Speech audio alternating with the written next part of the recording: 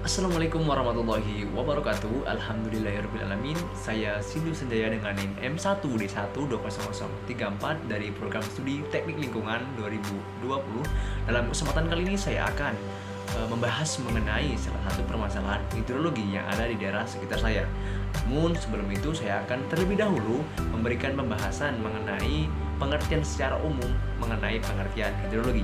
Hidrologi merupakan salah satu cabang ilmu geografi yang mempelajari mengenai pergerakan, distribusi, kualitas air, serta siklus hidrologi dan sumber daya air yang ada di muka bumi.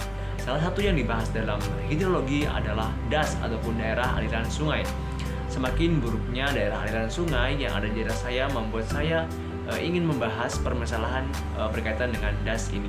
Dan daerah aliran sungai yang bahas kali ini adalah berkaitan dengan Sungai Batanghari yang airnya semakin keruh dan tidak layak untuk dikonsumsi dan digunakan oleh masyarakat.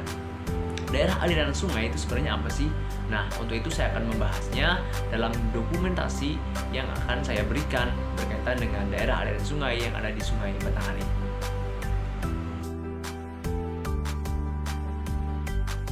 Menurut dinamika hidrosfer, das merupakan wilayah yang dikelilingi dan dibatasi oleh topografi berupa punggung bukit atau pegunungan.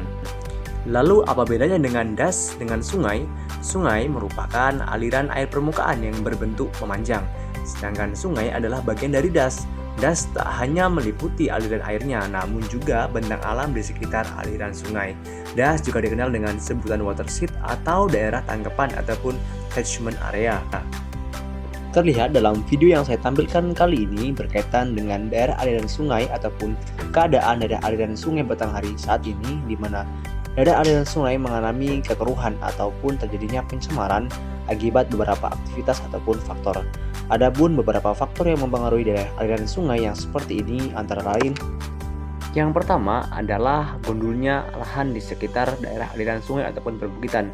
Hal ini menyebabkan tanah dapat bergerak mudah ke bawah yang akan menyebabkan longsornya tanah dan akan mengganggu daerah aliran sungai. Kemudian yang kedua adalah alih fungsi lahan berupa dari hutan menjadi lahan pertanian. Alih fungsi lahan menyebabkan perubahan lahan dari lahan vegetasi menjadi bangunan akan merubah pola air ataupun aliran air. Pembakaran hutan juga menyebabkan daerah dapat mudah longsor sehingga mengganggu daerah aliran sungai yang ada di sekitar sungai itu sendiri.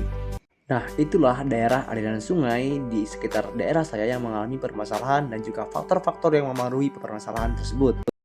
Nah, adapun hal-hal yang dapat untuk mengatasi daerah aliran sungai yang terganggu seperti Batanghari tersebut, yang pertama adalah dengan melakukan reboisasi ataupun penghijauan dengan harapan area di sekitar daerah aliran sungai tidak mengalami longsor karena vegetasi tanaman ataupun tumbuhan yang ada di sekitar perbukitan. Yang kedua adalah sosialisasi terhadap masyarakat pentingnya menjaga lingkungan dan juga daerah aliran sungai. Kemudian yang ketiga adalah dengan tidak melakukan penebangan liar ataupun pembakaran hutan, karena penebangan hutan ataupun penebangan liar akan mengurangi vegetasi dan dapat berdampak pada daerah aliran. Nah, itulah tadi beberapa hal berkaitan dengan daerah aliran sungai ataupun permasalahan hidrologi yang ada di daerah saya, yaitu daerah aliran sungai Batanghari. Adapun kesimpulan yang dapat saya tarik dari dokumentasi ataupun permasalahan kali ini, yang pertama adalah daerah aliran sungai Batanghari di saya ini dipengaruhi oleh adanya penggundulan lahan, kemudian yang kedua adalah pembakaran hutan, yang ketiga adalah alih fungsi lahan. Yang keempat adalah adanya longsor yang ada di daerah sekitar daerah aliran sungai. Hal ini akan menyebabkan daerah aliran sungai tidak berfungsi sesuai bagaimana fungsinya, di mana daerah aliran sungai dapat menyebabkan pencemaran bagi lingkungan apabila tidak dijaga secara baik. Oleh karena itu perlu dijaga dan juga dilestarikan secara baik. Adapun pesan dalam tugas ini adalah yang pertama adalah mengetahui data curah hujan. Kemudian adapun pesannya adalah dapat melakukan pembelajaran hidrologi secara tepat ataupun secara intensif. Nah, itulah tadi kesan dan pesan saya. Saya akhiri. Wassalamualaikum warahmatullahi wabarakatuh.